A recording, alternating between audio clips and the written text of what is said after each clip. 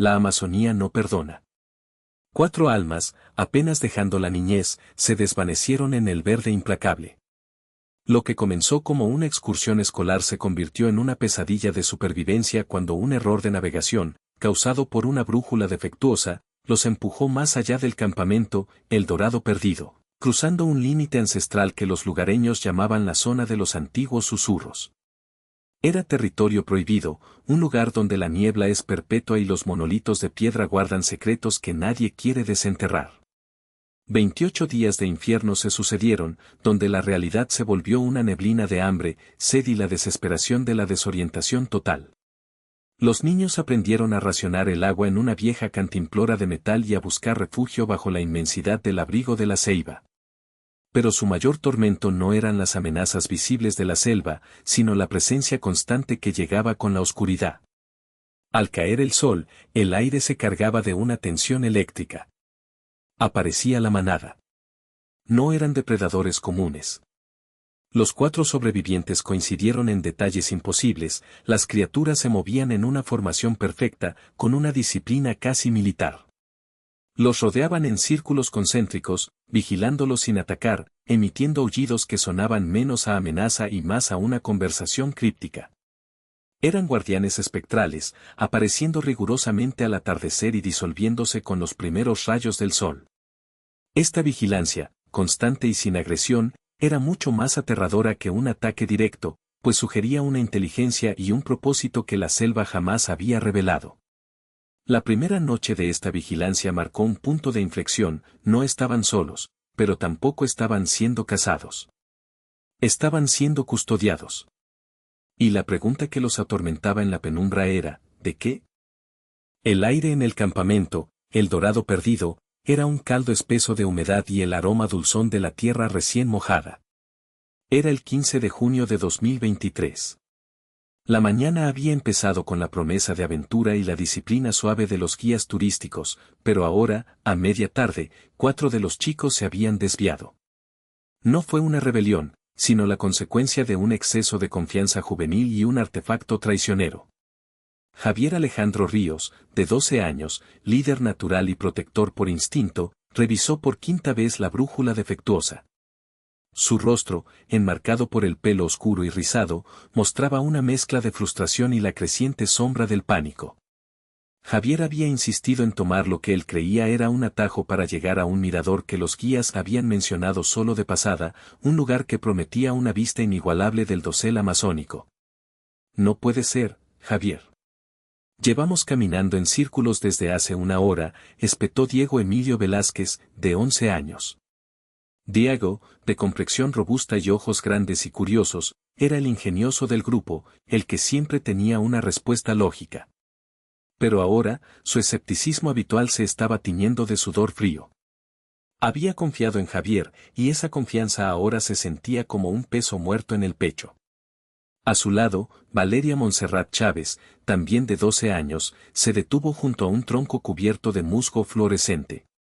Valeria, de piel morena clara y una empatía que a veces la hacía parecer demasiado sensible para el entorno salvaje, cerró los ojos y respiró profundamente. Ella no necesitaba una brújula para saber que habían cruzado un umbral. El aire aquí era diferente, más pesado, más silencioso. La luz del sol, que apenas se filtraba a través del dosel denso, adquiría un tono verdoso y perpetuamente crepuscular. El camino de regreso debería estar marcado, susurró Valeria, sin abrir los ojos. Aquí no hay marcas. Ni siquiera el sonido de los pájaros es el mismo. Es como si la selva nos estuviera escuchando, pero no queriendo responder. La más pequeña, Renata Isabel Flores, de 10 años, permanecía en silencio. Pequeña y ágil, con el pelo lacio y corto, Renata era la observadora silenciosa. Se agachó y tocó la tierra, notando que la humedad era casi saturada, y que las huellas de sus zapatos se llenaban de agua casi inmediatamente. En su cuello, el amuleto de obsidiana, un regalo de su abuela, se sentía inusualmente frío contra su piel. Lo había llevado siempre, pero en este lugar, parecía vibrar con una energía sorda, casi como si el mineral estuviera reaccionando al entorno. Javier golpeó la brújula defectuosa contra la palma de su mano. La aguja giraba erráticamente, sin asentarse en el norte. Había fallado justo cuando más la necesitaban, en el momento preciso en que, sin saberlo, habían cruzado el límite ancestral. Este era el punto de no retorno, la entrada a la zona de los antiguos susurros, el territorio que los guías locales habían advertido con voz grave y ojos llenos de superstición. No nos hemos perdido, mintió Javier, su voz demasiado alta, tratando de sonar convincente. Solo hemos tomado un desvío más largo. Si seguimos el curso del agua, encontraremos un arroyo que debe llevarnos de vuelta al río principal. Diego bufó. Javier, el arroyo que mencionaste corre hacia el sur. Queremos ir al norte, de vuelta al campamento. ¿No te acuerdas de lo que dijo el guía sobre esta zona? Dijo que la niebla nunca se disipa aquí. Y era cierto. Una niebla baja, casi lechosa, se arrastraba entre los troncos de los árboles, dándole a la vegetación una apariencia fantasmal. No era la niebla matutina, era una neblina constante, pesada, que amortiguaba los sonidos y hacía que cada paso se sintiera como si estuvieran caminando a través de una cortina húmeda. Valeria señaló hacia adelante, donde la niebla era más densa. Apenas visible, sobresaliendo de la tierra, había un monolito de piedra cubierto de líquenes, grabado con símbolos desgastados que parecían más antiguos que la civilización. Ese es uno de los marcadores, dijo Valeria, su voz apenas un susurro. Lo vi en el mapa que nos enseñó don Elías. Dijo que si veíamos uno de esos, estábamos demasiado lejos. Que era el territorio de, lo que sea que viva aquí. El miedo se hizo tangible. No era solo la amenaza de la selva, la falta de comida o la presencia de insectos venenosos, era la sensación de haber invadido un lugar que no los quería. Javier, sintiendo la presión de ser el líder, el que había tomado la decisión fatal, tragó saliva. La responsabilidad era un nudo helado en su estómago. Bien. Entonces, lo que tenemos que hacer es retroceder. Ahora. Rápido, antes de que anochezca. ¿Alguien tiene idea de cuánto tiempo nos queda de luz? Renata levantó la mirada hacia el cielo, un pequeño hueco azul apenas visible. 2 horas, tal vez. Pero aquí, la noche llega más rápido. La desesperación impulsó sus movimientos. Intentaron seguir sus propias huellas, pero la tierra húmeda y la constante caída de hojas y ramas hacían casi imposible rastrear su camino de vuelta. La selva se cerraba detrás de ellos con una eficiencia silenciosa y despiadada. A medida que el tiempo pasaba, la luz se desvanecía. La selva se transformaba de un ecosistema vibrante a un laberinto de sombras. El hambre comenzó a roerles el estómago, y la sed se convirtió en una constante irritación en la garganta. Javier intentó racionar el agua de la cantimplora de metal que Diego llevaba, pero sabían que no duraría mucho. La primera noche en la zona de los antiguos susurros fue un bautismo de terror. Se refugiaron bajo un dosel de hojas densas, improvisando un campamento primitivo. Diego, el escéptico, intentó encender fuego con ramas húmedas, fracasando estrepitosamente. La frustración lo hizo golpear la tierra, liberando un grito sordo que fue inmediatamente absorbido por la inmensidad verde. Javier se sentó junto a Valeria, compartiendo un trozo de barra de cereal que había guardado. Tenemos que mantener la calma. Mañana, buscaremos el río.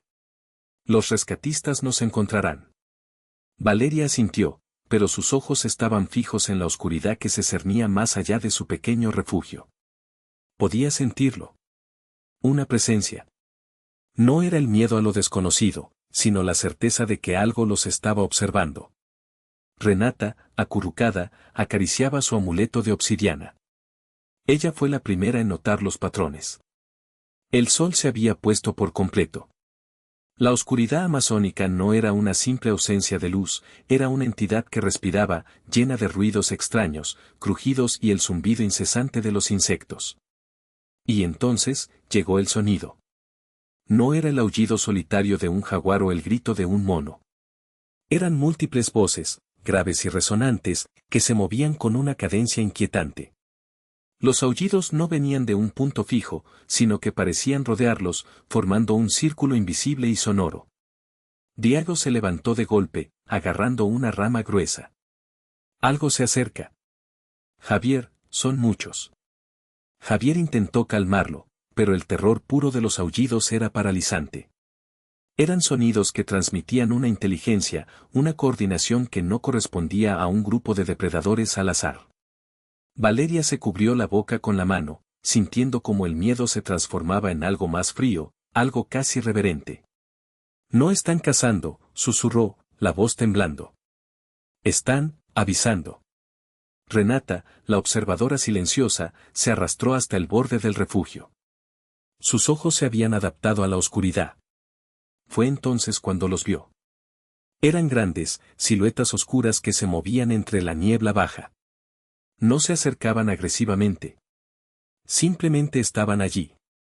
Se movían con una disciplina extraña, manteniendo una distancia precisa, formando un anillo perfecto alrededor de su pequeño abrigo de la ceiba. Podía distinguir los reflejos de sus ojos en la penumbra, docenas de pares de luces ámbar, fijos en ellos. La primera noche de vigilancia había comenzado. Los niños se quedaron despiertos, inmóviles, escuchando el coro críptico de los aullidos. La manada no atacó. No intentó derribar su refugio.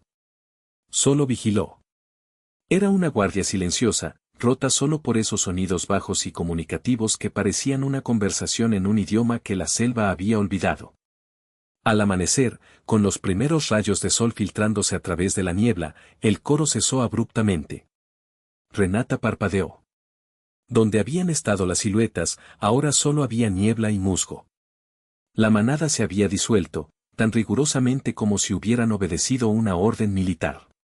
El terror se mezcló con una confusión profunda. ¿Qué clase de depredadores se retiraban al amanecer sin haber intentado un solo ataque? Los días se convirtieron en semanas.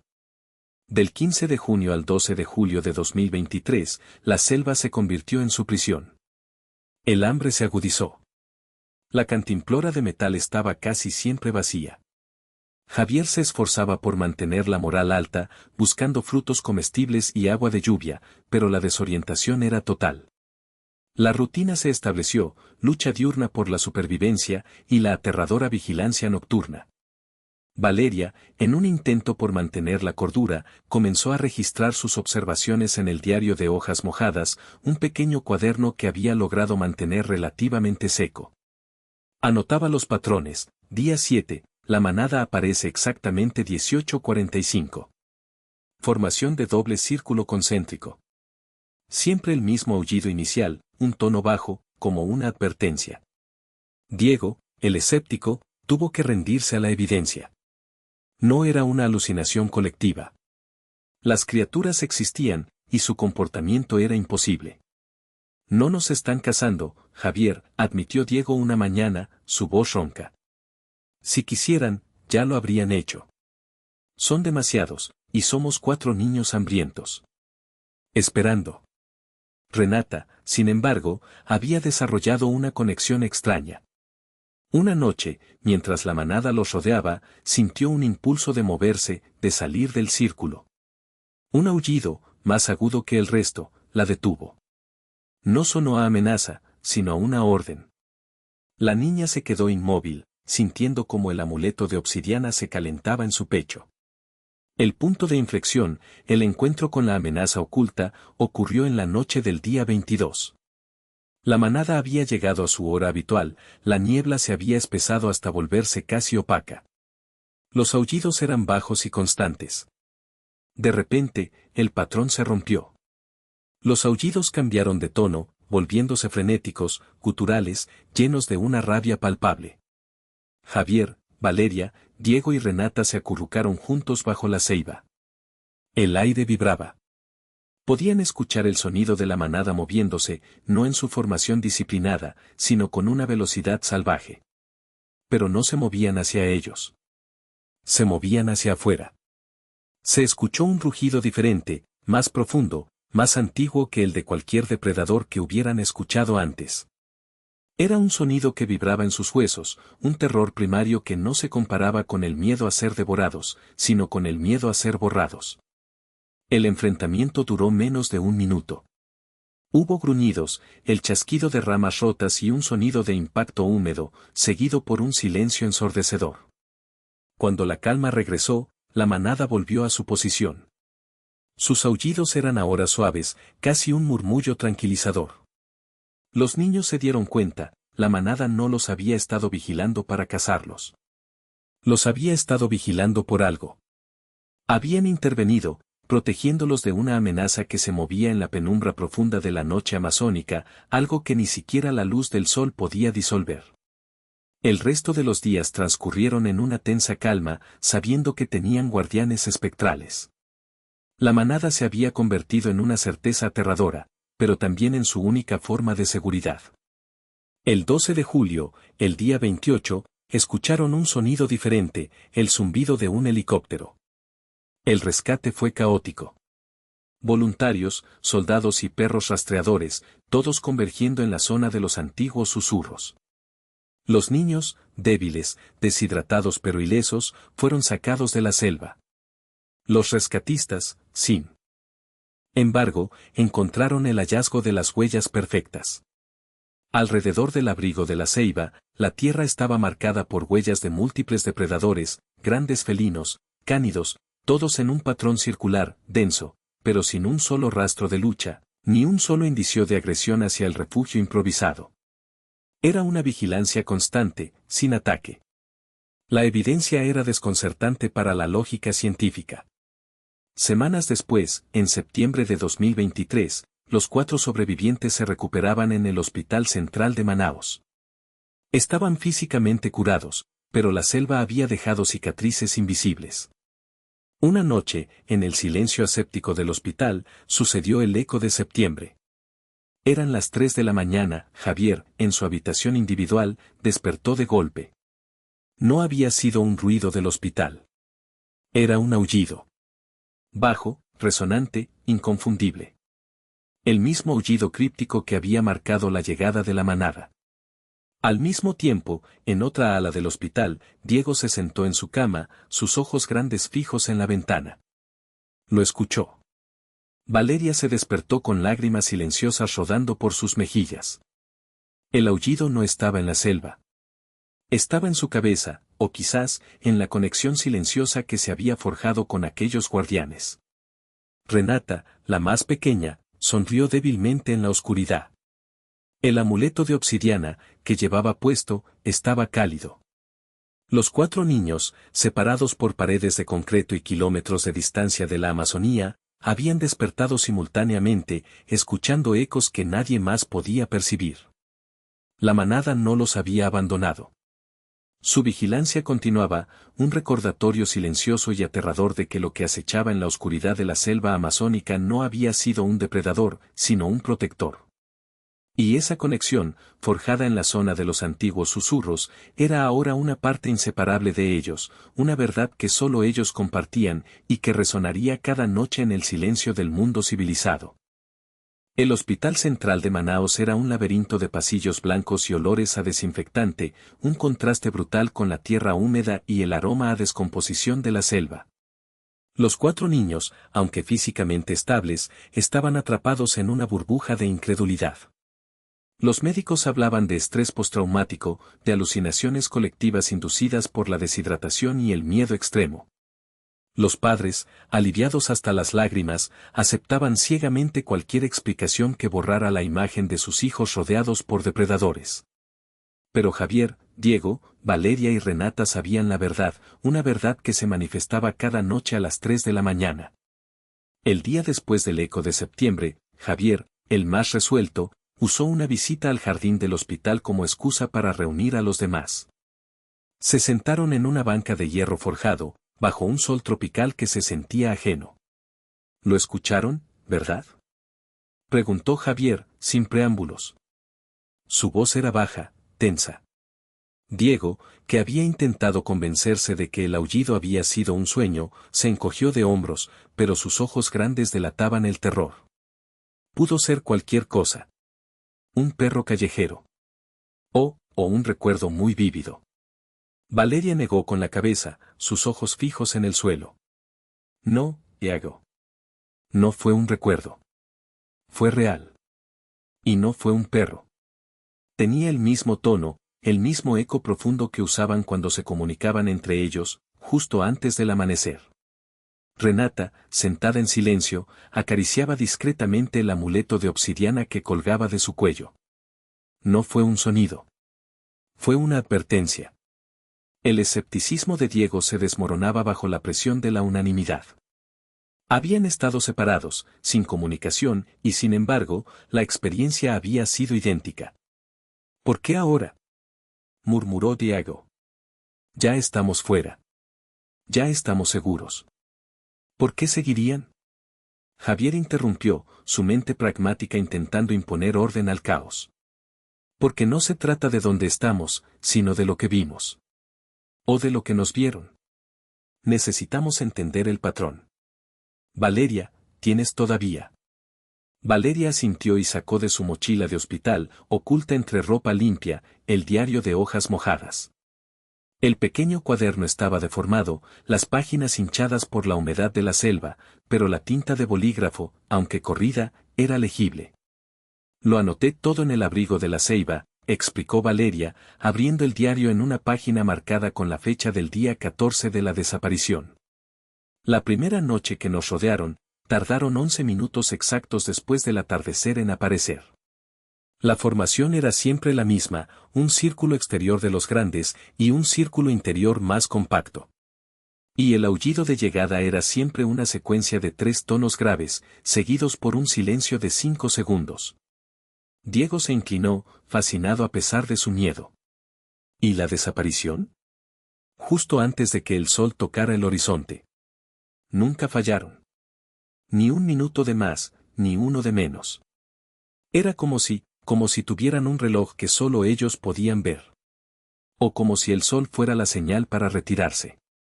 Javier tomó el diario, sus dedos trazando las anotaciones meticulosas de Valeria. Esto no era el comportamiento de una manada hambrienta. Los depredadores cazan por necesidad, no por horarios militares. Esto confirma que no eran animales comunes, dijo Javier, devolviendo el diario. Pero los doctores dicen que es una psicosis compartida. Que inventamos la disciplina para sentirnos menos solos. No inventamos la disciplina de lo que nos atacó, dijo Renata, su voz pequeña pero firme. El recuerdo del encuentro con la amenaza oculta era el punto central de su trauma y de su verdad. Había ocurrido en la noche 21. La manada, que hasta entonces solo había vigilado en silencio, había roto su formación. Los gruñidos no habían sido dirigidos a los niños, sino hacia la oscuridad más allá del círculo de vigilancia. Valeria cerró los ojos, reviviendo el momento. El aire se puso frío. Mucho más frío de lo normal. Y no era el sonido de algo grande. Era un silencio que se movía. Algo que absorbía el sonido. Diego recordó el olor. Un olor a tierra quemada y azufre que no encajaba con nada conocido en la selva. La manada se movió tan rápido, como si estuvieran entrenados. No atacaron a ciegas. Formaron una barrera. Y el aullido que emitieron entonces, ese no era de comunicación. Era de guerra. Javier asintió gravemente. Duró menos de un minuto. Pero lo que sea que fuera, no era carne y hueso como la manada.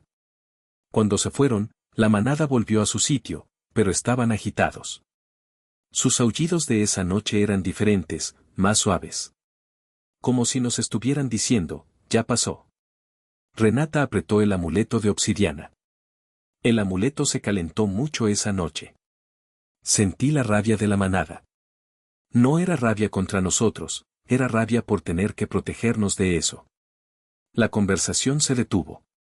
Habían sobrevivido a 28 días de hambre y peligro, pero la verdadera prueba era convencer al mundo de que habían sido protegidos por una entidad disciplinada y críptica, de algo que ni siquiera los guías locales se atrevían a nombrar.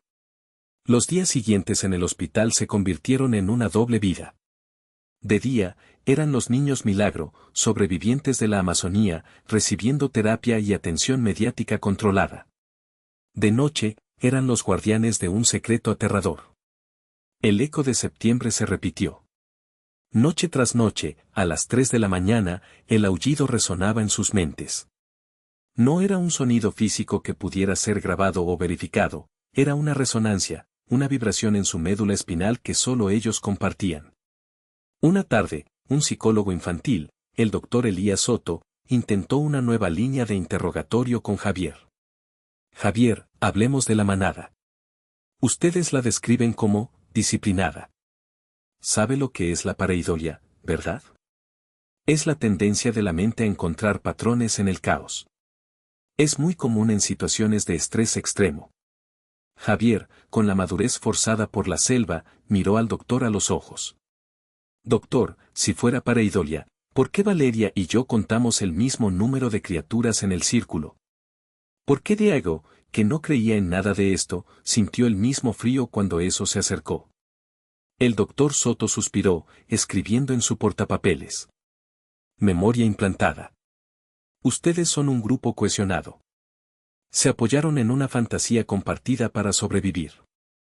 Es una estrategia brillante, Javier, pero sigue siendo una fantasía. ¿Y las huellas?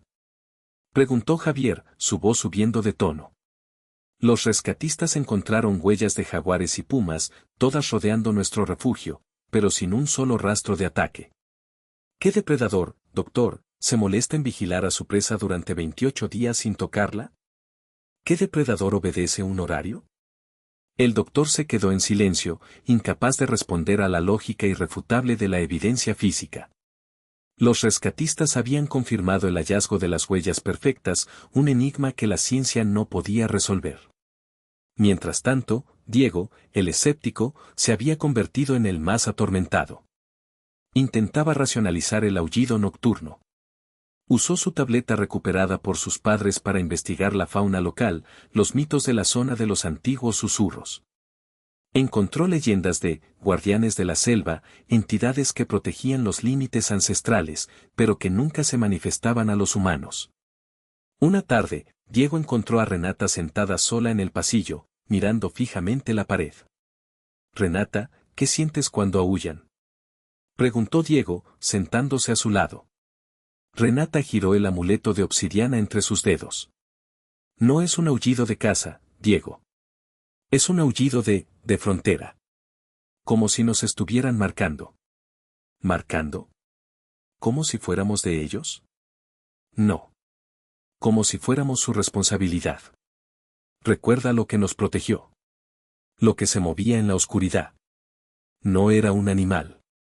Era como si la oscuridad misma tuviera hambre. La descripción de Renata golpeó a Diego con una claridad escalofriante. La manada no era el peligro.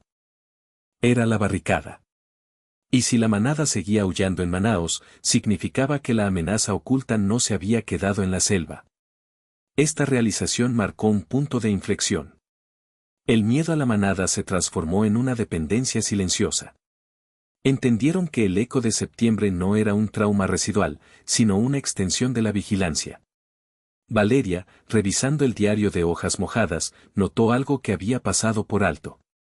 En la noche 22, después del encuentro con la amenaza oculta, había dibujado un símbolo que había visto brevemente grabado en uno de los monolitos ancestrales cerca del límite. Era un círculo concéntrico, idéntico a la formación de la manada.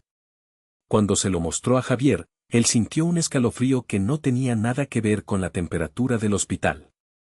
Cruzamos el límite ancestral, la brújula defectuosa nos llevó directamente a la zona de los antiguos susurros. No solo entramos en su territorio, sino que activamos algo. La manada no nos siguió para matarnos, concluyó Valeria, su voz apenas un susurro. Nos siguió porque cruzamos la línea. Y ahora, somos parte de la línea. El conflicto se intensificó al nivel de la identidad. Ya no eran solo niños perdidos, eran portadores de una conexión inexplicable con lo primordial. La noche siguiente, el eco de septiembre fue más fuerte. Eran las 3 de la mañana, Javier no solo escuchó el aullido, sino que sintió una presión física, como si una docena de ojos invisibles estuvieran fijos en él a través de las paredes de concreto. Se levantó de la cama, se acercó a la ventana y miró hacia la ciudad nocturna de Manaos. En la habitación de Diego, el chico se tapó los oídos, intentando bloquear el sonido que no era sonido. Sentía pánico. La manada estaba aquí, en el mundo civilizado, cumpliendo su horario. Valeria, en su cama, se cubrió con las sábanas, pero no lloró. En lugar de miedo, sintió una oleada de protección, fría y distante. Se dio cuenta de que la manada no estaba allí para aterrorizarlos, sino para advertirles. Renata, la más tranquila, se levantó y caminó hacia la ventana. Abrió la cortina. La ciudad dormía, las luces de la calle brillaban. Ella miró hacia la oscuridad, no hacia abajo, sino hacia arriba, hacia la negrura del cielo. Entonces, Renata vio algo. No era la manada, pero era la confirmación de la vigilancia. En el reflejo del cristal, justo detrás de su hombro, el amuleto de obsidiana brillaba con un pulso tenue, como si estuviera absorbiendo la luz de la luna. Y en el borde de su visión, por un instante fugaz, percibió una sombra que se movía con la disciplina de un centinela, justo en la esquina del edificio. Era una figura, alta y delgada, que se disolvió en cuanto ella intentó enfocarla. El miedo de Renata no era el miedo a ser atacada. Era el miedo a que la manada no pudiera protegerlos de esa otra cosa, la amenaza oculta, que ahora parecía haber seguido su rastro hasta el hospital. Al día siguiente, los cuatro se reunieron en el comedor, sus rostros pálidos por la falta de sueño y la ansiedad. Vi algo, dijo Renata, sin mirar a nadie, jugando con la comida. No era la manada. Era lo otro. Diego se atragantó con su jugo. ¿Estás segura? Sí. Se movía sin hacer ruido. Y la manada huyó justo antes de que lo viera. Estaban advirtiendo. Javier sintió que la realidad se le escapaba de las manos. Había luchado contra la selva, pero ahora estaba luchando contra una verdad que desafiaba la física y la lógica. Si la manada era real, y si la amenaza que lo seguía era real, el rescate no había sido el final de su pesadilla, sino el inicio de una nueva fase. Estaban en el mundo civilizado, pero la selva, con sus guardianes y sus peligros, los había marcado de por vida. La tensión en el hospital se hizo insoportable. Los niños se volvieron reservados, comunicándose solo con miradas y susurros. Los padres y el personal médico lo atribuían al trauma y a la necesidad de terapia intensiva. Nadie sospechaba que, bajo el techo del Hospital Central de Manaos, 4 niños estaban siendo vigilados, no por médicos o enfermeras, sino por una manada espectral que aullaba en el silencio de la noche, y que los protegía de una sombra que se había deslizado fuera de la zona de los antiguos susurros, siguiendo el rastro de los sobrevivientes. Javier tomó una decisión. No podían seguir en silencio. Necesitaban entender por qué eran importantes para la manada. Necesitaban saber qué era la amenaza oculta. Valeria, el diario, dijo Javier, sus ojos llenos de determinación. Vamos a leer cada palabra. Necesitamos encontrar algo, cualquier cosa, que relacione la manada con ese monolito.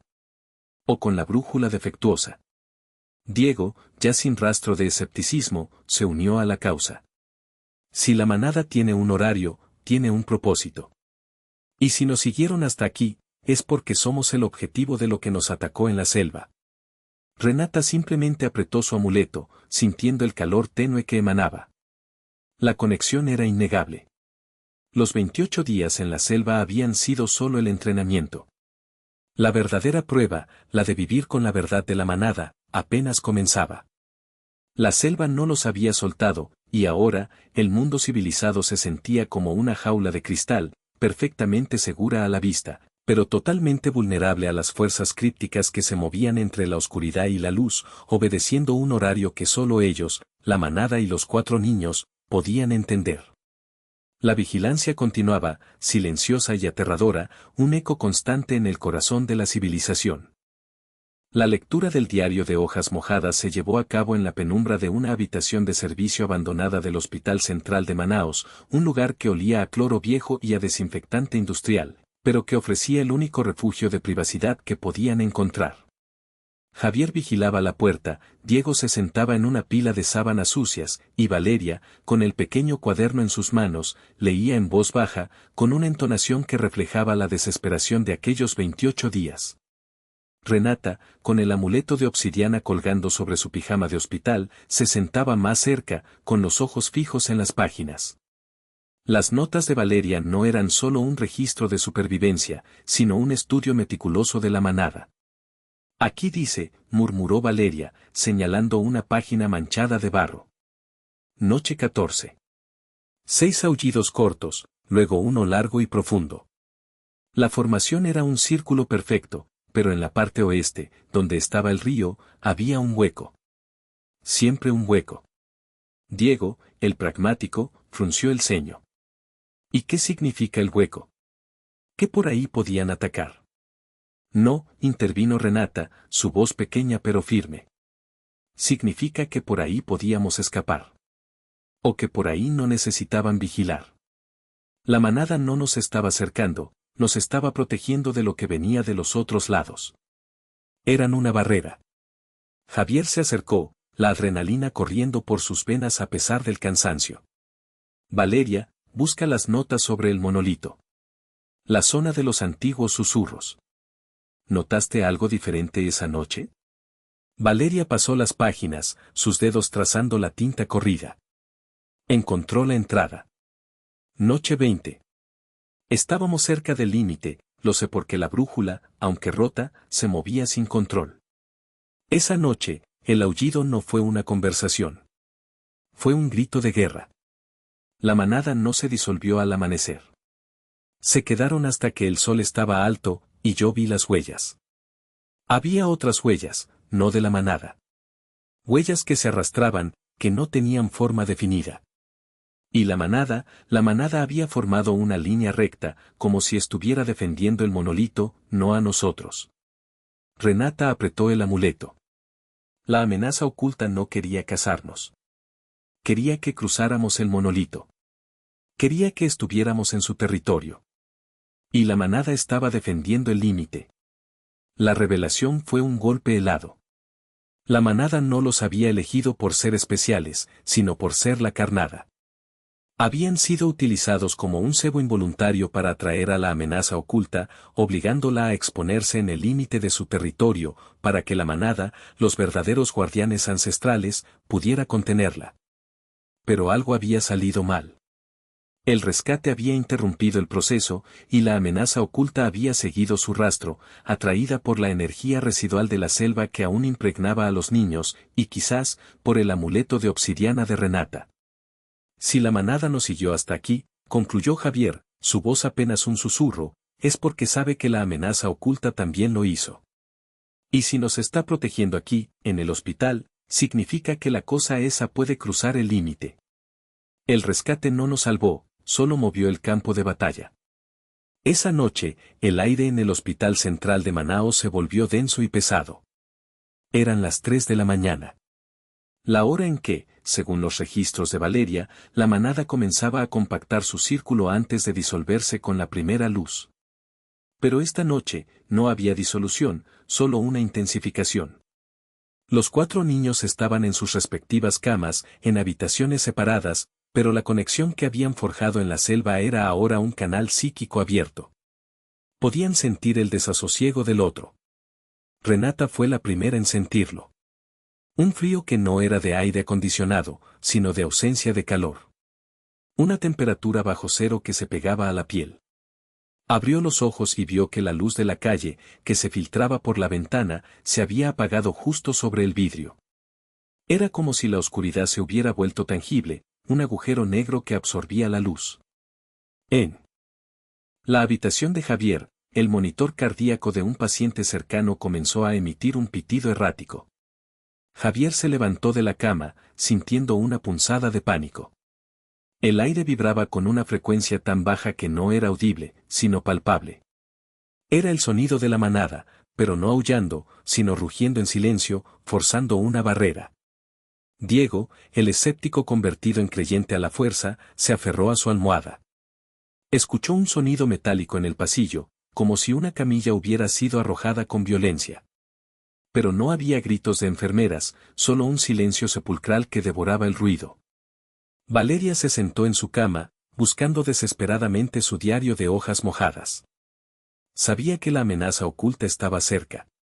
La manada estaba luchando, y si la manada estaba luchando, significaba que la amenaza oculta había roto la barrera.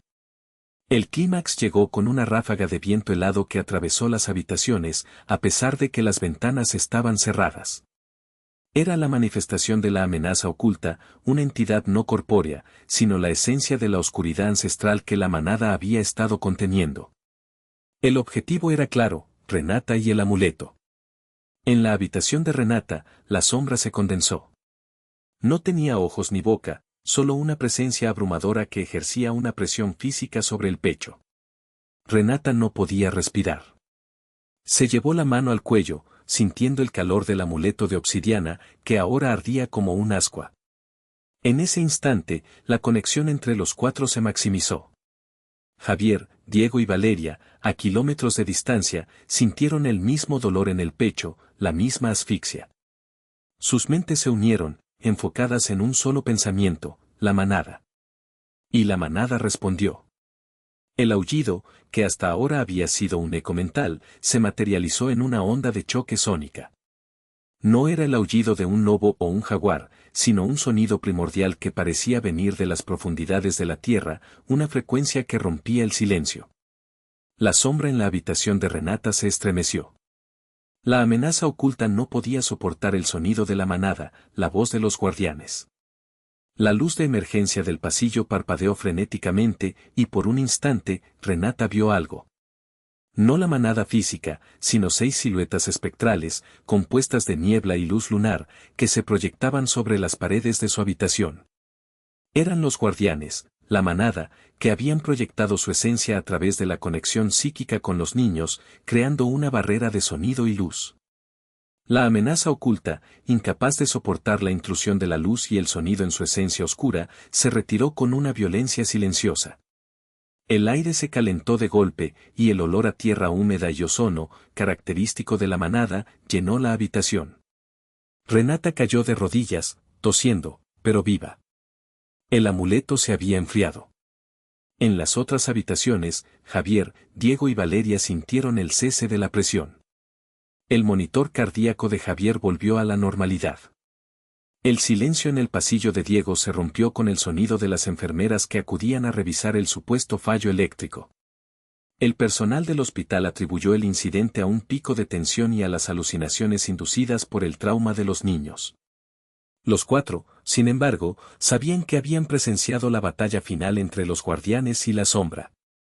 A la mañana siguiente, los médicos, preocupados por la intensidad de las pesadillas y el estrés postraumático, decidieron que lo mejor era darles el alta y enviarlos a casa para continuar la terapia de forma ambulatoria y separada. Querían romper la conexión grupal que, según ellos, exacerbaba sus miedos compartidos. El 15 de julio de 2023, los 4 niños abandonaron el Hospital Central de Manaos. El rescate había terminado, pero la vigilancia no. Las semanas siguientes fueron una neblina de entrevistas, terapias y el intento fallido de volver a la normalidad. Javier intentaba estudiar, pero sus ojos se desviaban a la ventana, buscando sombras. Diego intentaba jugar videojuegos, pero el sonido de los disparos era sustituido en su mente por el eco de los aullidos. Valeria intentaba escribir en su diario, pero las palabras se negaban a salir, pues sentía que la verdad era demasiado grande para el papel. Renata, por su parte, nunca se quitó el amuleto de obsidiana. Llegó septiembre de 2023. La selva amazónica, con sus 28 días de terror y protección, se sentía como un sueño lejano, una pesadilla de verano.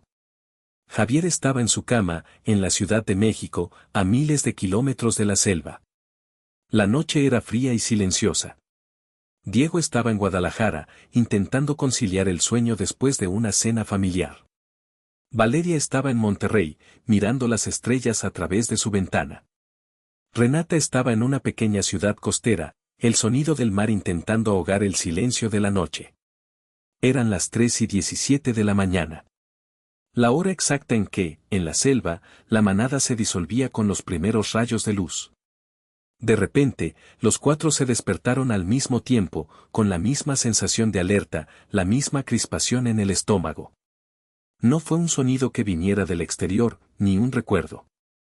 Fue una resonancia interna, una vibración en el centro de su pecho, que solo ellos podían percibir. Era el aullido. No el rugido de batalla de la noche del hospital, sino el aullido de la primera noche de vigilancia, el sonido que no era amenaza, sino conversación críptica. Era un eco, suave y profundo, que les decía, aquí estamos. Javier se sentó en la cama, con los ojos llenos de lágrimas que no eran de miedo, sino de una comprensión profunda. La manada no los había soltado. Habían cumplido su misión de proteger el límite, y ahora, los 4 niños eran parte de ese límite, portadores de la verdad ancestral. Diago se levantó y caminó hacia la ventana. Miró el cielo estrellado, sintiendo el eco del aullido en sus oídos.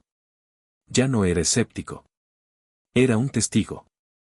Sabía que, aunque la selva estaba lejos, la manada aún vigilaba, usando la conexión que ellos habían forjado para mantener a raya a la amenaza oculta, que ahora sabía dónde encontrarlos. Valeria cerró los ojos, sintiendo el calor del aullido en su mente. Era la prueba de que su diario de hojas mojadas no era un registro de locura, sino la crónica de un pacto. Renata se llevó el amuleto de obsidiana a los labios. El amuleto vibraba levemente, resonando con el eco. Ella sonrió, una sonrisa triste pero serena. La manada no era un depredador. Era un protector. Y su vigilancia era eterna. Los 4 niños, separados por miles de kilómetros, compartían un secreto inquebrantable, una cicatriz silenciosa. Habían sobrevivido a 28 días en el territorio prohibido, y ahora vivían con la certeza de que, al caer el sol, una manada de guardianes espectrales se movía en círculos concéntricos alrededor de sus hogares, obedeciendo un horario que solo la selva y ellos podían entender. El mundo civilizado los había recuperado, pero la selva los había marcado para siempre. Cada noche, a las 3:17 de la mañana, el eco resonaba, recordándoles que la vigilancia continuaba, una promesa silenciosa de protección en la oscuridad. La pesadilla había terminado, pero la conexión, esa alianza críptica entre la manada y los 4 niños, apenas comenzaba su larga y silenciosa existencia. Ellos eran los sobrevivientes, los elegidos, los que llevaban el susurro de la selva en el corazón. Y la manada, su sombra protectora, jamás los abandonaría. Fin. Si Javier entendió la verdad, pícale a suscribir y regálanos tu like.